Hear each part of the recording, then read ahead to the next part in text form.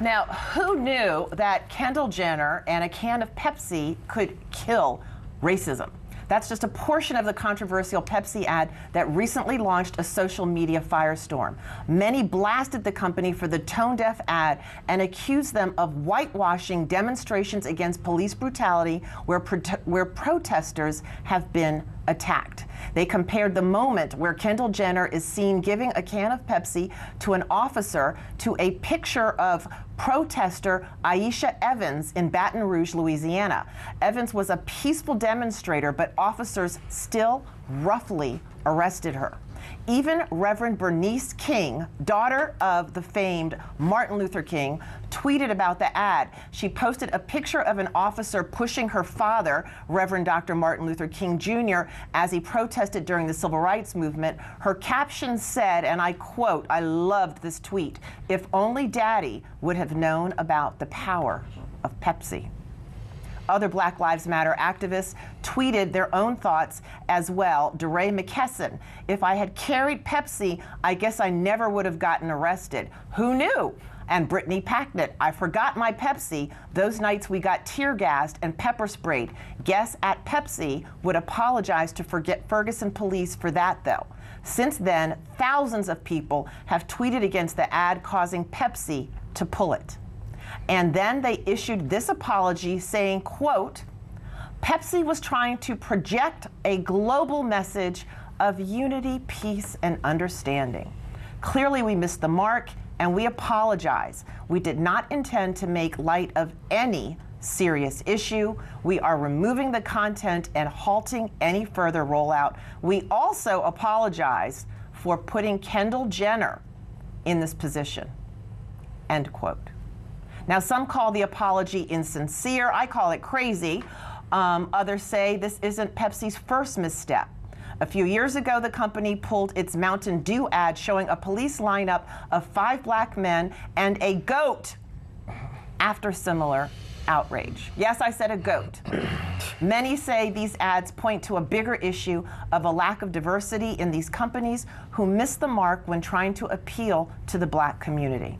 Joining me now is Lori Hall, the Senior Vice President, Marketing and Creative Services for TV One. Hi. Good morning. Good morning. Thank you for joining us this morning. Thank you for having me. Okay, so I watched the whole ad. You and I were speaking before we went into the program. You and I both saw earlier in the ad, you know, Kendall Jenner is, I guess, at a fashion shoot. Exactly. She's wearing a blonde wig. They show a little black girl and she's touching the wig, you know, like, wow, blonde hair. Exactly. And then, you know, Kendall Jenner sees the protesters. We don't know what they're protesting about. The signs say peace, love, whatever. And she cures racism by giving this cop a can of Pepsi. I don't understand. Yeah. Like, how did they miss the mark? Exactly. What's important to note is that these types of ads, these global ads, as Pepsi called it, they don't just go, you know, from one person and straight out the door. There are a room of people who are weighing in on the ad. They had a concept, they had mood boards, they had a whole shoot, they had editors. Any black people in the room? That's the question. And if they did have black people, were they empowered to say something? They should have been, right? Yeah. Sometimes African Americans. Assuming that they saw a problem. Exactly. Assuming they saw a problem. Some black people are silent. We cannot expect that all black people will speak up. Or even have an ability to do so without fear of retribution. Or retaliation, exactly. I've been in boardrooms, I've been in corporate executive meeting rooms where something racist has come across the table. Yeah, yeah. And I literally, even as a young person in marketing, spoke up like, hey, don't you think a Twizzler noose might be a little off? Yeah, yeah. Hey, don't you think that having a Mexican-American gardener, who's also a famous Mexican-American celebrity, cutting hedges is a little offensive? Yeah. You have to speak up. So I don't understand, like, I'm so confused as to how they missed the mark in such a huge way. I mean, you know, I went on Twitter, and if you're looking at the comments, I mean, they're all over the board. There are people who talk about the fact that that African Americans, by and large, are a lot of times made fun of. People said negative things about African Americans for allegedly indulging in too much junk food. candy, sodas. Right. But if Kendall Jenner gives this cop a Pepsi, then everything's okay. Everything is okay. It is a white woman showing a police officer the light to the oppressed. Absolutely. I have two problems with this commercial. My first problem is they specifically took a note from that famous photo in Baton Rouge Yes. with Aisha. Yes. Right? Specifically at the very end. Can we say beautiful, fierce black fearless woman who and just the imagery was bring it on. Absolutely, absolutely. You know, she was totally fearless in that moment. She stood her ground. They took her down. They were in full armor. They had heavy artillery with them. Yes. You know, in the Kendall Jenner promo, cops are in baseball caps and they're smiling and they're looking and winking. That's not our experience yet. You appropriated it.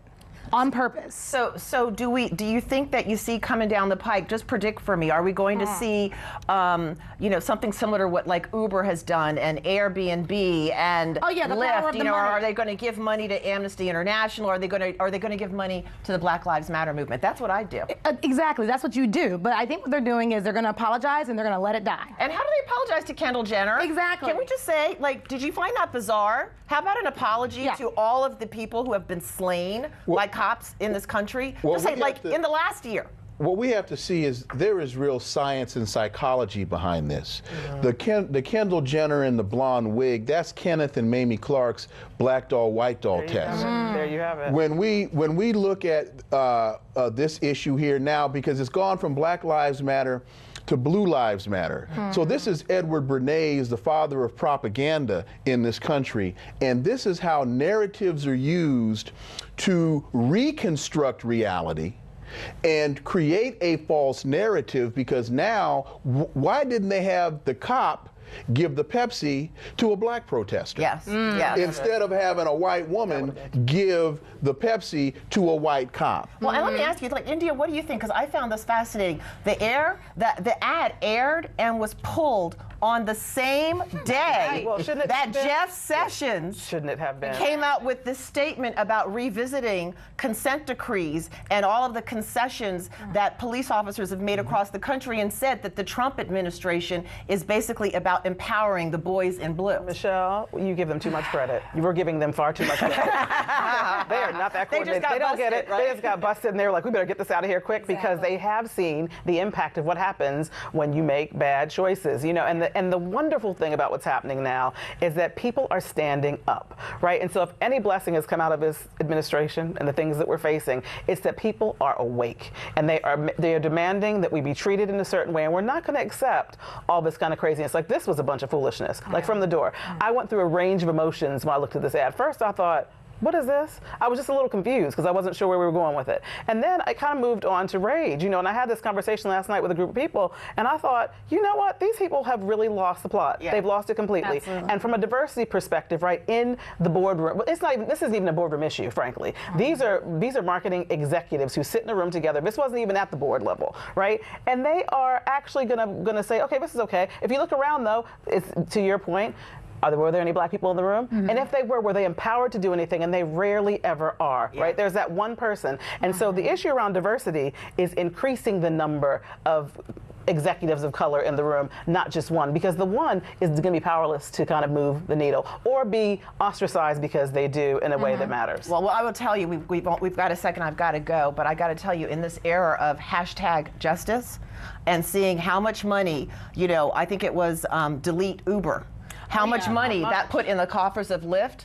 I think Pepsi's going to try to get their act together very quickly. Lori, thank you so much for joining us. A peaceful protest turned deadly. 37-year-old black man was shot and killed by Baton Rouge police. His hands are in the air, and you still get shot by the cops. Oh my God, please don't tell me he's dead. We're not gonna let hate define us.